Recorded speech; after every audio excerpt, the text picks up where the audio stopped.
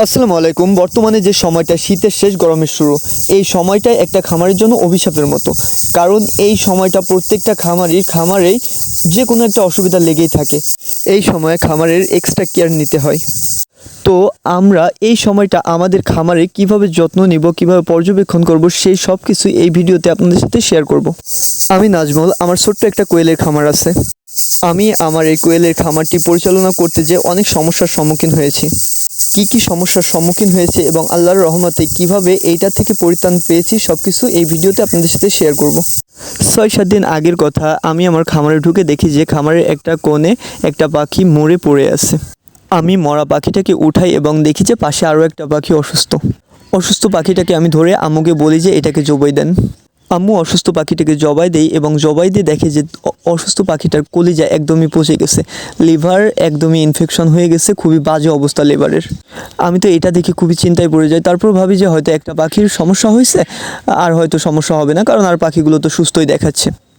দ্বিতীয় দিন ওই একইভাবে একটা পাখি মারা গেছে এবং আরও একটা পাখি অসুস্থ, এবং আমি ওই একইভাবে অসুস্থ পাখিটাকে আম্মুকে দিয়ে বলি যে এইটা আবার জবাই দিয়ে দেখেন, এবং ওই পাখিটাকে জবাই দিয়ে দেখি যে ওই একই অবস্থা, কলিজা ইনফেকশন হয়ে গেছে। দেখেন, আমি কলিজার ভিডিও করে আপনাদের স্ক্রিনে দিয়ে দিচ্ছি, আপনারা কলিজার ভিডিওটা দেখেন এবং কলিজা কত পরিমাণ ইনফেকশন হয়েছে সেটা আপনারা এটা দেখলেই বুঝতে পারবেন।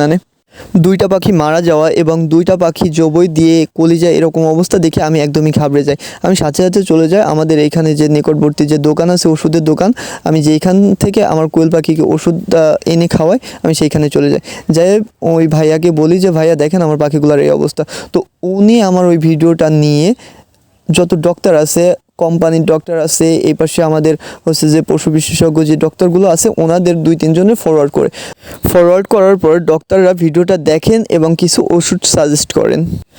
কি ওষুধ ওনারা আমাকে দেন? ওনারা আমাকে এমফ্লোরভেট দেন 3টা, এবং টক্সিভাইন দেন 1টা, এবং লিভার টনিক দেন 1টা। লিভার টনিক হচ্ছে লিভাবেট যেটা, ওইটা দেন 1টা, এবং টক্সিভাইন দেন 1টা, এবং এমফ্লোরভেট দেন হচ্ছে 3টা। এমফ্লোরভেট ব্যবহার করতে বলেন, যেহেতু আমার এখানে কোয়েল পাখি আছে হচ্ছে 250 পিস, মানে যে রানিং যে কোয়েল পাখি, যেগুলো প্যারেন্টস কোয়েল পাখি, এইগুলোরই সমস্যা হয় মূলত। তো ওই প্যারেন্টস কোয়েল পাখি আছে হচ্ছে 250 পিস। তো 250 পিসে প্রত্যেকবারই আমি 3বার পানি দিই, প্রত্যেকবারই প্রায় 4 লিটারের মতো পানি খাই। এই জন্য আমাকে 1 লিটার পানিতে 1 গ্রাম, তো 4 লিটার পানিতে 4 গ্রাম এই এমফ্লোরভেটটা ব্যবহার করতে বলেন টানা 3 দিন।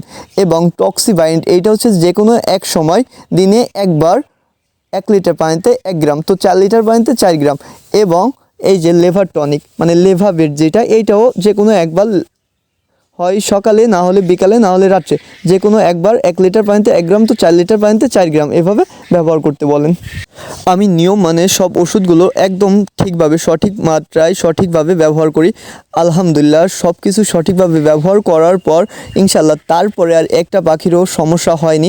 কিন্তু আমি কি করছি, আমি পরবর্তীতে যখন সুস্থ দেখতেছি আমার পাখিগুলা, তারপরেও যদি কোনো পাখি একটু দুর্বল অবস্থায় দাঁড়ায় আছে, দেখছি যে একটু দাঁড়ায় আছে, যেহেতু ওষুধ দিছি, ওষুধ দেওয়ার ফলে ওদের অ্যান্টিবায়োটিক চালানো হয়েছে, এটার ফলে ওরা এমনি একটু দুর্বল হয়ে গেছিলো। তারপর যদি দেখছি যে অসুস্থ, এরকম মানে একটু দুর্বল হয়ে দাঁড়ালেও আমি তার জবাই দিয়ে দিছি। এরকম 5-6টা সুস্থ পাখি ধরে আমি জবাই দিছি, যে এদেরও কি আগের মতো ওই দুটার মতো কোনো সমস্যা আছে কিনা। তো আলহামদুলিল্লাহ, তারপরে আর আমি কোনো সমস্যা পাইনি। তো যেহেতু আমার খামারে অলরেডি একটা সমস্যা হয়ে গেছিলো, এই জন্য আমি পরবর্তীতে কি করছি, পরবর্তীতে আমি হচ্ছে যে একটা সমস্যায় যেহেতু পড়েই গেছিলাম, আল্লাহ যেন আর এই রকম সমস্যা না দেয়, কোনো ভাইরাস বা ব্যাকটেরিয়া আক্রমণ করতে না পারে, এই জন্য আমি কি করছি, আমি একটা ওষুধ ব্যবহার করছি।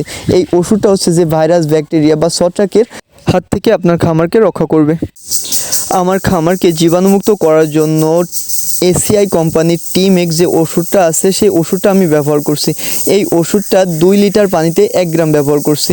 এইভাবে আমার হচ্ছে যে, যেহেতু আমার এখানে হচ্ছে যে পুরানো তুষ ছিল, প্রায় 20 দিনের পুরানো তুষ দেওয়া ছিল হচ্ছে যে আমার পাখিদের, তো আমি তুষগুলা সম্পূর্ণই পরিবর্তন করে দিয়েছি। তুষগুলা চেঞ্জ করে নতুন তুষ দেওয়ার আগে আমি শুধু ফ্লোরে, আমার যে ফ্লোরটা আছে, পাখি যে ফ্লোরের উপর থাকে, সেই ফ্লোরটাই প্রায় 2 লিটারের মতো মতো পানি ফ্লোরটাই মেরে দিছি।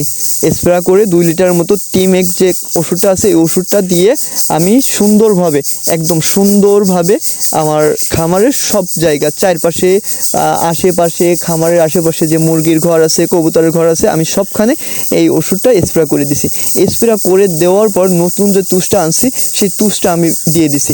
তুষটা দিয়ে ওই তুষের উপর আবারও আমি স্প্রে করে দিছি। তো এইভাবে মনে করেন যে আমার খামারটাকে আমি জীবাণুমুক্ত করছি। তো এই সময় আপনারা যারা পাখি পালতেছেন বা মুরগি পালতেছেন আপনারা এই ওষুধটা ব্যবহার করতে পারেন, কারণ এই ওষুধটা আপনাদের ছত্রাক ভাইরাস ব্যাকটেরিয়া দমনে খুবই কার্যকরী।